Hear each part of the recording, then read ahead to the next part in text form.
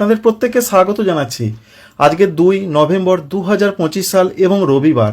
পশ্চিমবঙ্গের উত্তরবঙ্গ সংলগ্ন জায়গাতে এই মুহূর্তে বিরাজ করছে একটি নিম্নচাপ।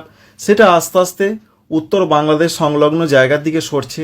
অন্যদিকে নতুন করে আবার বিপত্তি কি আসতে পারে, কারণ আবার একটি নিম্নচাপ তৈরির কথা জানালেন ভারতীয় আবহাওয়া দপ্তর। বঙ্গোপসাগরে তৈরি হতে চলেছে নতুন করে নিম্নচাপ। ইতিমধ্যে তারা একটা সতর্কবার্তা না দিলেও হালকা করে জানিয়ে দিয়েছেন যে পশ্চিমবঙ্গের দক্ষিণবঙ্গের কয়েকটি জেলাতে নভেম্বর মাসের 5 তারিখ, 6 তারিখ এবং 7 তারিখে বৃষ্টি আসতে পারে। তো কোন কোন জেলাতে বৃষ্টি আসতে পারে, কেন আসতে পারে, এই যে নিম্নচাপ, এই নিম্নচাপ কি ঘূর্ণিঝড়ে রূপান্তরিত হতে পারে না কোন দিকে যেতে পারে, এই সমস্ত কিছুর ইনফরমেশন। এবং অনেকে পছন্দ করেন যে ঠান্ডা আসুক, ঠান্ডা কবে আসতে পারে, তার কি আপডেট রয়েছে, সমস্ত কিছুই আপনাদের সঙ্গে শেয়ার করব। কিছুটা দেখিয়ে দেবো, কিছুটা জানিয়ে দেবো। শেষ পর্যন্ত সঙ্গে থাকুন। অবশ্যই এই ইনফরমেশন আপনাদের ভালো লাগবে, কাজে লাগবে। ভিডিওতে একটি লাইক করতে ভুলবেন না। আপনি কোন জেলা থেকে দেখছেন অবশ্যই জেলার নাম জানাবেন। আপনার এলাকায় আবহাওয়া কেমন রয়েছে, ঘূর্ণিঝড় পরবর্তী সময় অবশ্যই কমেন্ট করতে ভুলবেন না। এই মুহূর্তে প্রথমেই আমরা জানার চেষ্টা করব চাপ তা থেকে কি বিপত্তি আসতে পারে, আবহাওয়া দপ্তর কি বললেন এবং সেই নিম্নচাপ কোথায় যেতে পারে। যেটা আবহাওয়া দপ্তর জানিয়েছেন, তাদের যেটা বক্তব্য রয়েছে, গতকাল পর্যন্ত এই যে একটি সিস্টেম বিশেষ করে দক্ষিণ মায়ানমার উপকূল এবং সংলগ্ন উত্তর বঙ্গোপসাগর অর্থাৎ আন্দামান সাগরই বলা যায়, উত্তর আন্দামান সাগর এবং মায়ানমার উপকূলের দিকে একটা ঘূর্ণাবর্ত তৈরি হয়েছিল, সেটা গতকাল তারা জানিয়েছিলেন। তবে এটাও তারা জানিয়ে দিয়েছেন যে 24 ঘন্টার মধ্যে অর্থাৎ আজকের মধ্যে একটি নিম্নচাপ তৈরি হবে। বঙ্গোপসাগরে কোন জায়গায় তৈরি হতে পারে, পূর্ব মধ্য বঙ্গোপসাগর, ঠিক তেমনটাই আমরা লক্ষ্য করতে পারছি। এবার সেই নিম্নচাপ কোন দিকে যেতে পারে এখনো পর্যন্ত সেইভাবে সুস্পষ্টভাবে কিছু আমরা জানতে পারিনি। তবে যেটা আমরা লক্ষ্য করতে পেরেছি সেটা উত্তরমুখী হয়ে বাংলাদেশের দিকে ঢোকার সম্ভাবনা রয়েছে। এ থেকে ঘূর্ণিঝড়ের কোনো বিপত্তির সম্ভাবনা এখনও পর্যন্ত পাওয়া যাচ্ছে না।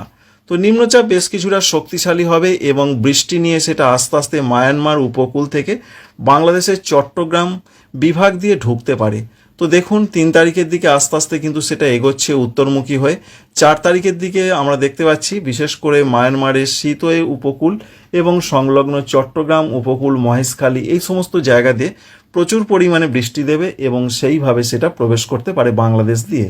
এবার পশ্চিমবঙ্গে, দক্ষিণবঙ্গে এখনো পর্যন্ত আমরা 4 তারিখের দিকে দেখতে পাচ্ছি কোথাও কোনো সমস্যা কিন্তু থাকছে না, অর্থাৎ পরিপূর্ণভাবে শুকনো আবহাওয়া থাকছে। উত্তরের হাওয়া কিন্তু শুরু হয়েছে, অর্থাৎ 4 তারিখ থেকে উত্তরে হাওয়া কিন্তু আবার বইতে শুরু করবে। ভালো করে ডিরেকশন লক্ষ্য করুন, দেখুন উত্তরে হাওয়া কিন্তু আসছে, এইভাবে আসছে উত্তরে হাওয়া, যার ফলে ঠান্ডার আমেজ কিন্তু আরও বাড়বে, যার ফলে সর্বনিম্ন তাপমাত্রা একটু কমার সম্ভাবনা রয়েছে। এবং বৃষ্টির ক্ষেত্রে যে তথ্য আমরা দেখতে পাচ্ছি তাতে বৃষ্টিটা মূলত হতে পারে, যেটা দেখা যাচ্ছে বাংলাদেশের চট্টগ্রাম বিভাগ এবং ভারতবর্ষের মিজোরাম, ত্রিপুরা, এই দিকে বৃষ্টিটা বেশি হতে পারে নতুন যে নিম্নচাপ আসছে তার জন্য, যে নিম্নচাপটা আজকে তৈরি হবার কথা রয়েছে তার জন্য। এবং 5 তারিখের ক্ষেত্রে যদিও আলিপুর আবহাওয়া দপ্তর তাদের পূর্বাভাসে জানিয়েছেন যে 5 তারিখ, 6 তারিখ, 7 তারিখ পশ্চিমবঙ্গের দক্ষিণবঙ্গের 4টি জেলাতে কোনো কোনো জায়গায় হালকা বৃষ্টিপাত হতে পারে।